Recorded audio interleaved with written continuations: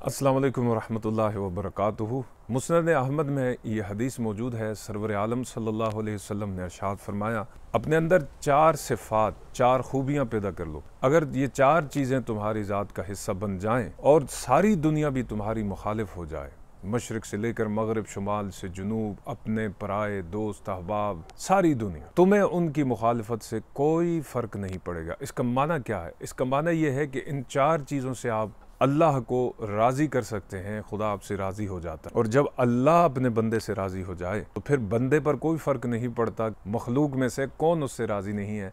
पहली चीज़ है अमानत की हिफाजत। इसको 2 पैराए में ले लें।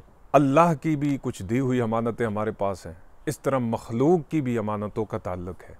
मखलूक की अमानत का क्या ताल्लुक है इसमें? देखिए, आपके पास कोई अपनी कीमती चीज़ रखवाता है, कोई घड़ी है, कोई पैसे हैं, कोई भी कीमती चीज़ है, और वो आपसे कहता है कि इतने मुद्दत आप अपने पास, इतने मुद्दत इसे आप अपने पास रखें, मैं वक्त मुअय्यना पर आपसे वापस ले लूँगा। अब जितनी मुद्दत उसने वापस लेनी है उतनी मुद्दत आप पर उस अमानत की हिफाजत लाजिम है। आप उसको बचाएंगे चोरों से, आप उसको ज़ाया होने से बचाएंगे, आप हर तरह से उसकी हिफाजत करेंगे। और बेहतरीन अमीन वही होता है कि जो अपने पास रखी हुई चीज़ की ज़्यादा से ज़्यादा हिफाजत करता है, खुलूस और मोहब्बत के साथ, और ज़्यादा से ज़्यादा उसकी फ़िक्र करता है। आप मुअय्यना वक्त पे उसे वापस कर देते हैं, तो फिर आप एक बेहतरीन अमानतदार शख्स हैं। इस तरह आप अपने किसी मुसलमान भाई या दोस्त की कोई ऐसी खामी देखते हैं जो दूसरे लोगों के सामने ज़ाहिर हो जाए तो उसकी रुसवाई हो सकती है, लोग उसको बुरा भला कह सकते हैं, तो आप यहाँ पर एक बेहतरीन अमीन उस तरह से हैं कि आप उसके अंदर कोई खामी देखें तो आप उसके ऊपर पर्दा डालें,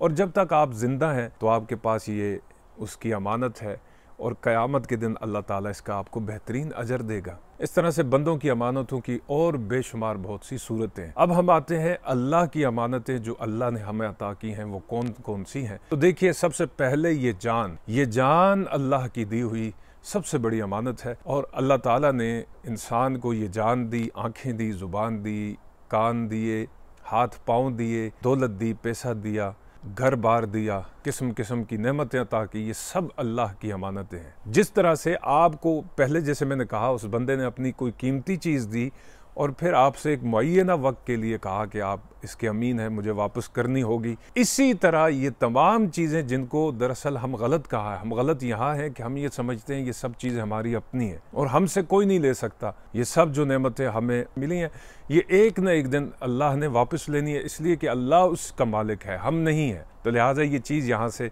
वाज़े हो गई कि अमानत की हिफाजत जो नबी पाक सल्लल्लाहु अलैहि वसल्लम ने बयान की, ये वो नुक्ता है कि जो हुजूर ने फरमाया ये सिफ्त अपने अंदर पैदा कर लो। दूसरी चीज़, नबी पाक सल्लल्लाहु अलैहि वसल्लम ने इरशाद फरमाया कि हर हाल में सच कहना, चाहे आपके सच बोलने से आपको नुकसान होता है या नुकसान नहीं होता, या कोई आपसे खुश होता है या कोई आपसे खुश नहीं होता, शरीयत मुतहरा ये कहती है कि हर हाल में आप जो है सच बोलेंगे, यहाँ तक कि आप शरीयत की नज़र में मजाक में भी झूठ नहीं बोल सकते। हाँ, कुछ ऐसी अलबत्ता ऐसे मौक़े ज़रूर हैं कि जहाँ पर आप फ़र्ज़ी बात पहुँचा सकते हैं, जैसे कि हदीस में आता है कि नबी पाक सल्लल्लाहु अलैहि वसल्लम ने फरमाया कि जिसने 2 शख्सों के दरमियान जिनकी आपस में मिट-भीड़ हो गई या लड़ाई हो गई, सुलह की गर्ज से कोई फ़र्ज़ी बात कही, तो वो अल्लाह के यहाँ झूठा नहीं लिखा जाता। या मियाँ बीवी में जुदाई हो रही है और उनमें आप जो है अपनी तरफ से कोई फ़र्ज़ी बात दाखिल करते, नीयत यह है कि इनकी सुलह हो जाए, तो कहीं फ़ितने का अंदेशा, ये ज़ाहिर इन दोनों बातों में फ़ितने का शदीद अंदेशा है,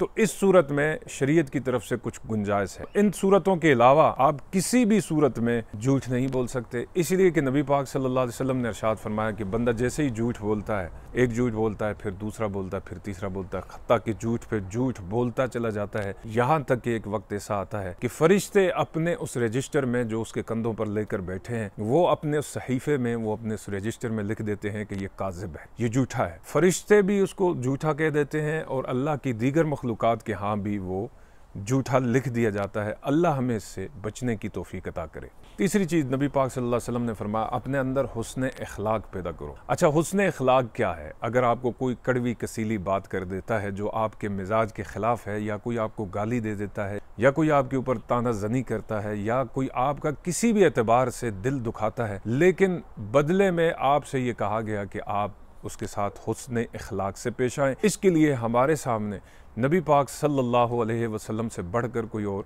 मिसाल नहीं हो सकती। हुजूर सल्लल्लाहु अलैहि वसल्लम के जान के दुश्मन हुजूर सल्लल्लाहु अलैहि वसल्लम के ऊपर आवाज़ें कसते, नबी पाक सल्लल्लाहु अलैहि वसल्लम को पत्थर मारते, नऊज़ बिल्लाह मिन ज़ालिक, हुजूर सल्लल्लाहु अलैहि वसल्लम पर सीटियाँ बजाते, हुजूर सल्लल्लाहु अलैहि वसल्लम की हर लिहाज से तौहीन करते। लेकिन आप सल्लल्लाहु अलैहि वसल्लम के अखलाक इतने आली थे, हुजूर सल्लल्लाहु अलैहि वसल्लम उन्हें खंदा पेशानी से मिलते, नबी पाक सल्लल्लाहु अलैहि वसल्लम उन्हें दुआएं देते, हुजूर सल्लल्लाहु अलैहि वसल्लम उनकी इस्लाह की कोशिश करते रहते, और कभी भी आप सल्लल्लाहु अलैहि वसल्लम ने उनकी गालियों का जवाब गालियों के बदले में नहीं दिया, उनकी ईज़ा का जवाब ईज़ा के बदले में नहीं दिया, और उनकी आवाज़ें कसने का जवाब उस सूरत में नहीं दिया।